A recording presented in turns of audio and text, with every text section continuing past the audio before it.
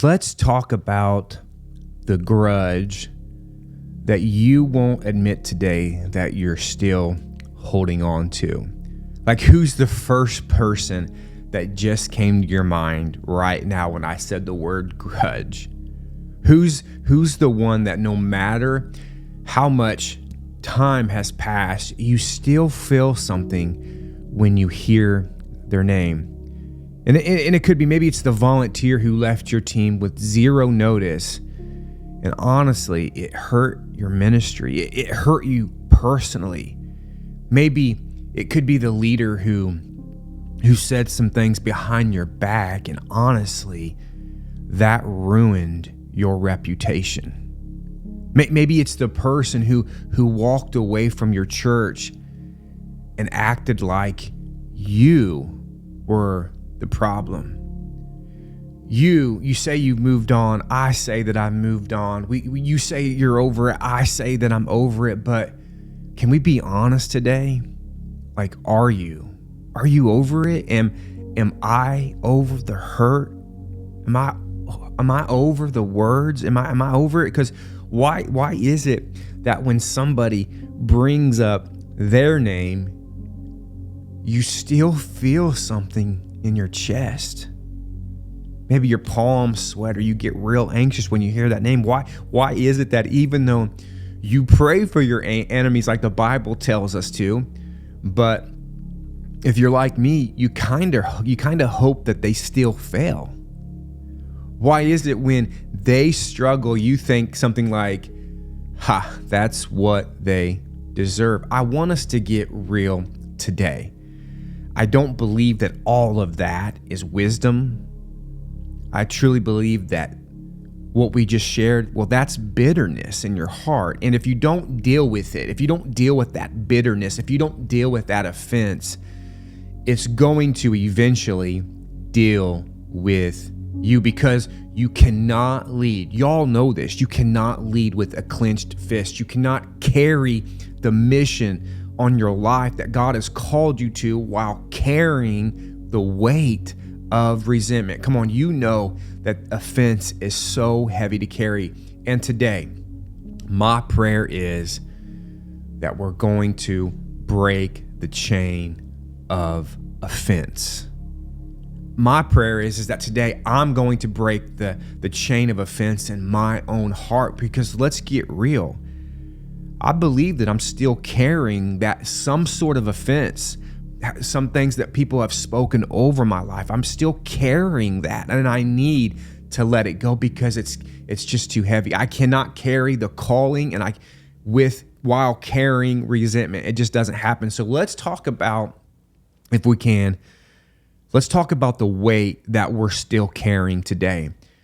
I know firsthand what it's like to be betrayed.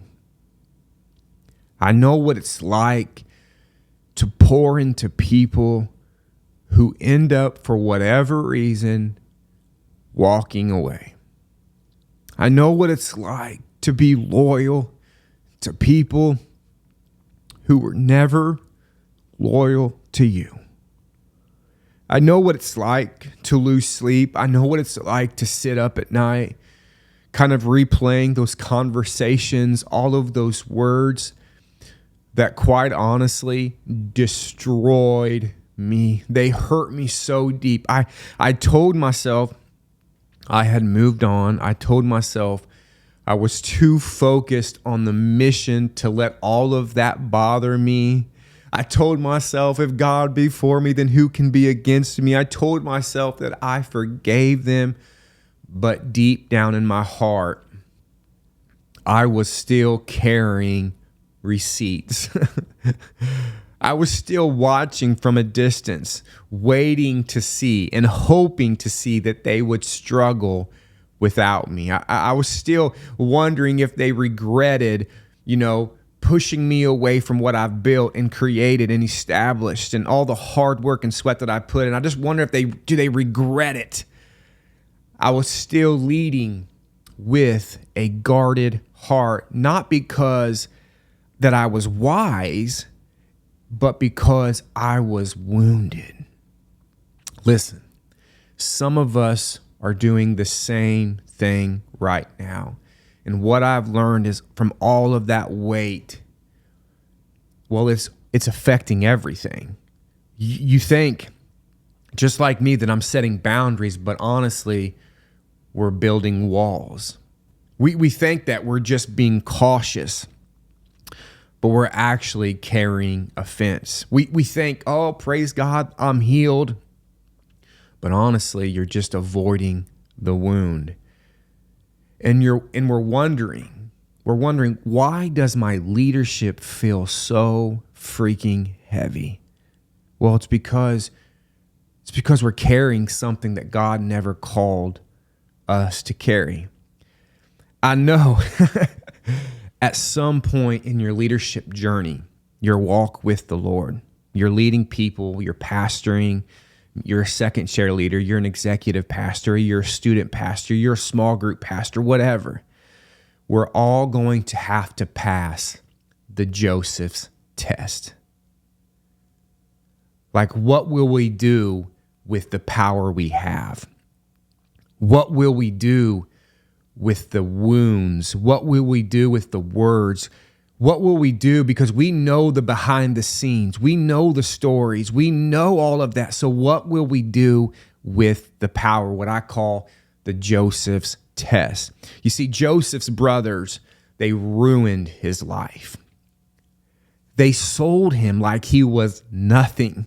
They stripped him of his identity. They stripped him of his security. And honestly, they stripped him of his future. Come on, you know some people like this. They left him to die in a foreign land while they went back home and they acted like nothing happened. And now we read, now his brothers are standing in front of Joseph and they're standing in front of Joseph helplessly. They have no power. And quite honestly, I believe that they are terrified. They're terrified because they're waiting for the moment that they assume is coming. The moment that Joseph finally gets his revenge. But Joseph, man, he's a man of God. He looks at them and he says something that we read in Genesis 50 that I believe that shifts everything.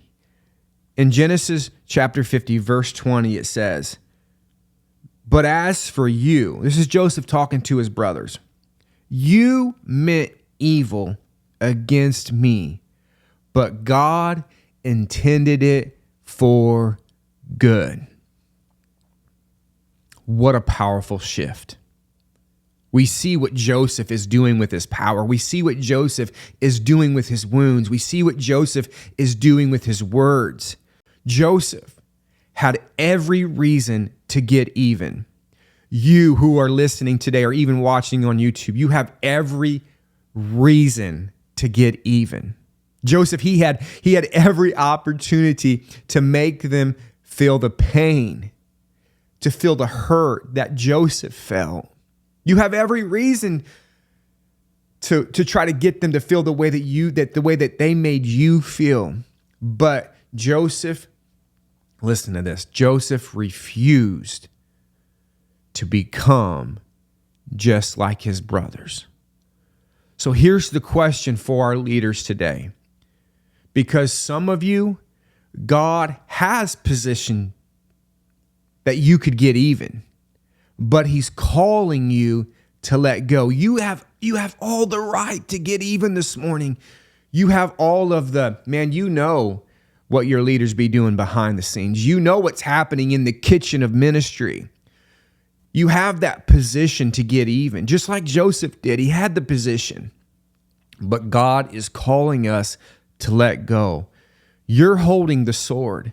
You're in the position to humble them. You're in a position to expose them and make them pay. And everything in you this morning wants to do that. My God, you want to humble them. You want to expose them. You want them to pay.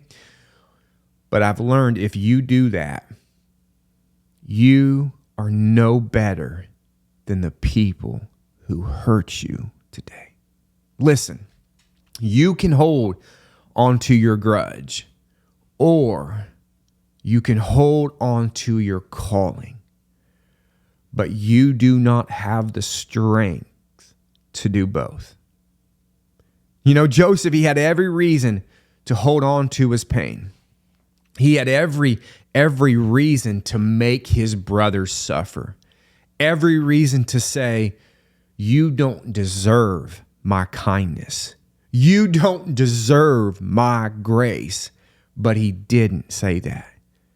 Joseph let go of what could have ruined him because he saw something bigger. He realized that what they did to him was nothing compared to what God was doing through him. Come on, put in the comments, amen. Now, let me ask you this morning, or whenever you're watching this, what is bitterness doing to you? What is it doing to you? Because here's what most leaders don't realize. Bitterness, it doesn't just sit in your heart. It seeps into everything that you touch. Bitterness, it's a silent killer. And for so many leaders today, it's destroying them, and they don't even see it. So let's talk about it. This is the silent killer in your leadership. Bitterness doesn't always look like hate. Sometimes it will look like a loss of passion for ministry. You know, you used to wake up excited to lead, but now it just feels like a job. Bitterness also sometimes shows up as a culture that's full of distrust in your organization. Like, you just ultimately assume people are going to leave. You ultimately believe that people will disappoint you, that they will betray you. So you never let them get close enough to prove otherwise. Also, bitterness is sometimes a subtle coldness in your heart. You still serve, you still show up, you still preach, you still do all of that, but something is missing. And what's missing is the joy. You know, you're operating from duty. Like, I have to do this, I'm going to do this, instead of joy. And there is a difference there. And the scariest part is this. Most leaders don't even know that bitterness is in their heart. You think, like me, you've moved on because time has passed. It's been years now. I moved on. I'm good. Boo, I am good. I don't need them. I'm healed. I'm whole. But I've learned that time doesn't heal wounds. God does. Just because it's been 7, 8, 10 years, that doesn't quantify that you're healed, because God is the one that heals you. Time just teaches us how to live with a wound. Time just makes you numb to the pain. Time, right? It just buries it deep enough that you can pretend it's not there. But today, somebody say today in the comments, God is saying, I want to heal it completely. All of that bitterness, that offense, God says, I want to heal it today. So because you don't need time, you need freedom. So let's go even a little bit deeper today. We're almost done, because maybe you're still some way telling yourself, I'm fine. I don't have a bitterness problem. Well, let me just show you a few ways bitterness may be hurting, or even quite honestly, killing your leadership. Number one, you've lost the joy in celebrating others. Oh man, this is hitting me personally right now.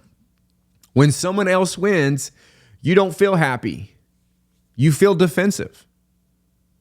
When someone else grows in ministry, you, for some reason, feel threatened. When someone else is praised, you wonder why isn't me? Why am I not being praised? Bitterness makes you see people as competition instead of co-laborers. Number two is you're always waiting for people to disappoint you. You expect people to walk away.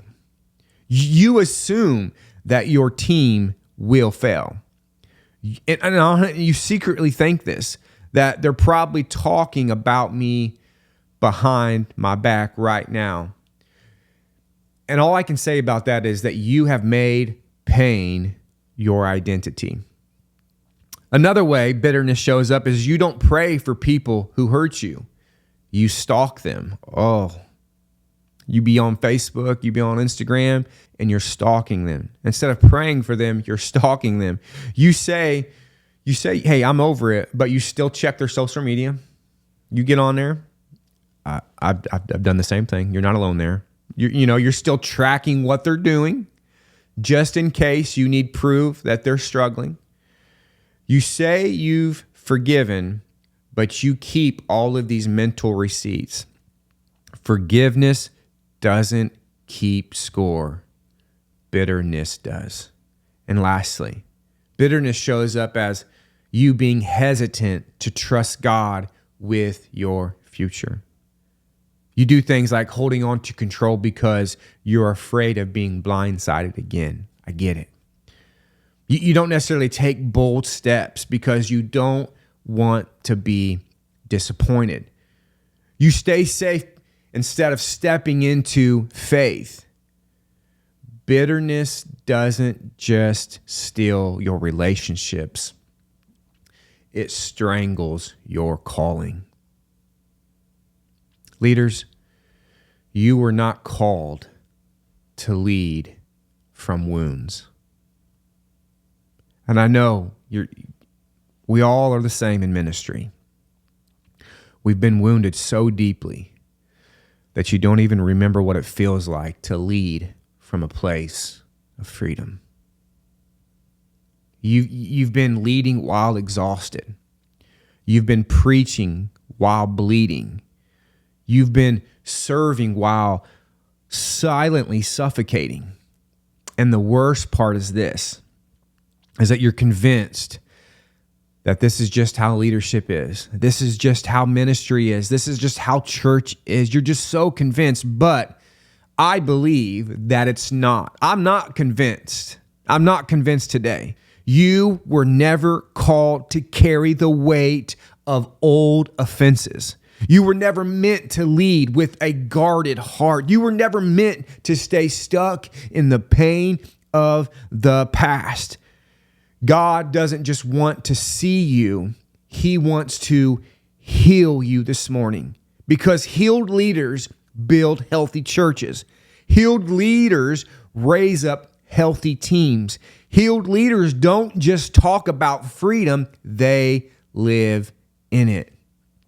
But the enemy wants you to stay bitter today because he knows you can't build while you're broken.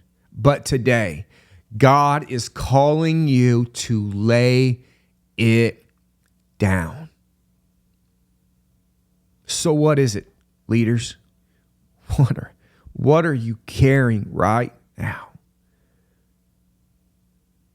I just feel this. What are you carrying right now?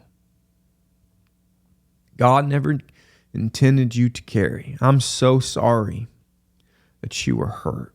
I'm so sorry you were betrayed. And all of those emotions and frustrations, they're so real. I get it.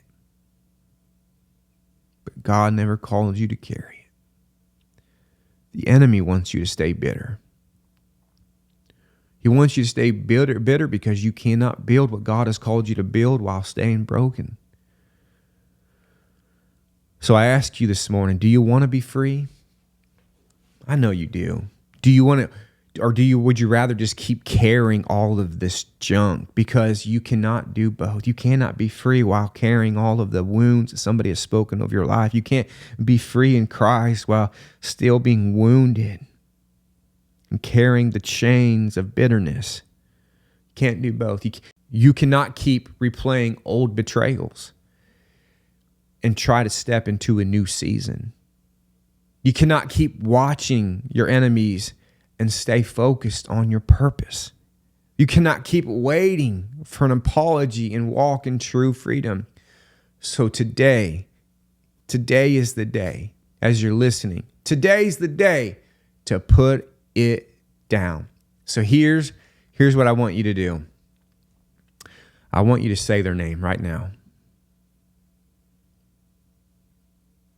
I want you to say their name. You need to be honest about who hurt you. I want you to call it out. But then I want you to cut it off.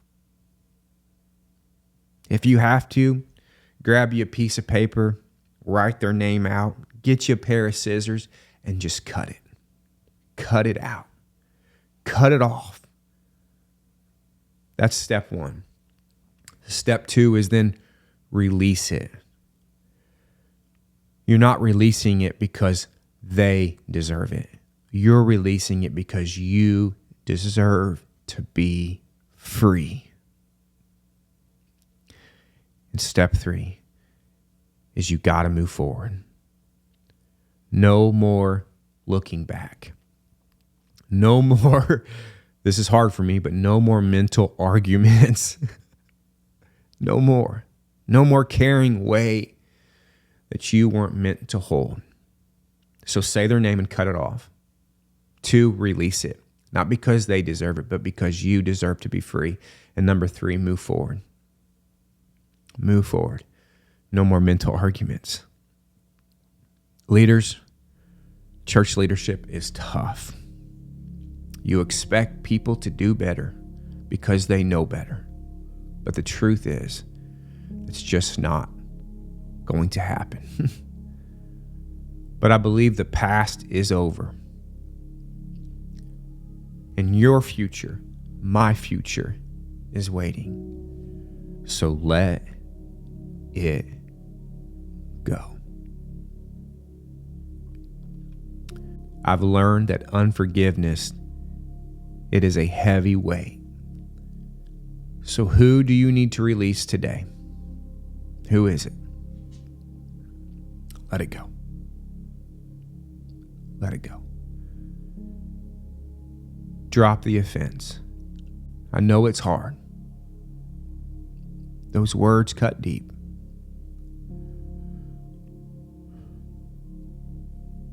But your calling is too big. Your calling on your life is too big. The calling on your church is too big to be weighed down by something so small.